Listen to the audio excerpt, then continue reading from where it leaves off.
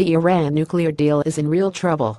Signed in July 2015 by Iran, the US, Britain, France, Germany, Russia, China and the EU, the agreement waived nuclear-related economic sanctions on Iran in exchange for limitations on its uranium enrichment program.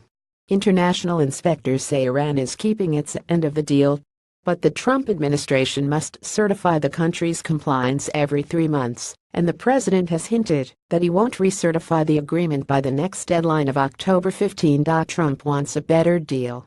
He wants to extend the time frame on Iran's compliance.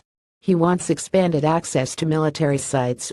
He says it must stop testing ballistic missiles, which were not part of the deal, and halt its support for organizations that Washington classifies as terrorist groups, like Hezbollah and Hamas. Politically, Trump wants to show that Obama made a bad deal, and he can make a better one.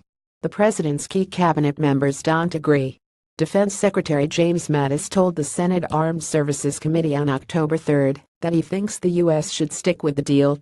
Trump's bigger problem is that U.S. allies don't agree with him either. They say that Iran has kept its side of the bargain and don't want to see their hard work torn up. If Trump walks away, he'll probably walk alone.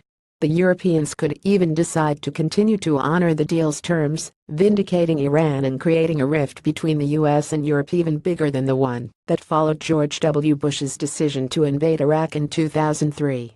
Though Bush, at least, had backing from the UK's Tony Blair. Trump may feel he has enough on his plate with North Korea without picking another fight with few good options. But he might just instruct his national security team to refuse to issue a formal certification of compliance, even while holding back from killing the deal completely. He can then demand that Iran offer concessions by a given deadline, while promising to continue to waive sanctions if it bargains in good faith. Iran's leaders have good reason to compromise, whatever they say publicly. The lifting of sanctions has given the regime an extra $17 billion per year in oil revenues, and foreign investment has begun to return to the country. Risking new sanctions at a time of still high unemployment is not an appealing prospect, and Iran doesn't want blame for breaking the deal. But Iran could call what it sees as Trump's bluff.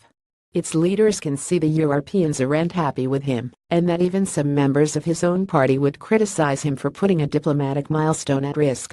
That's how the deal could still fall apart.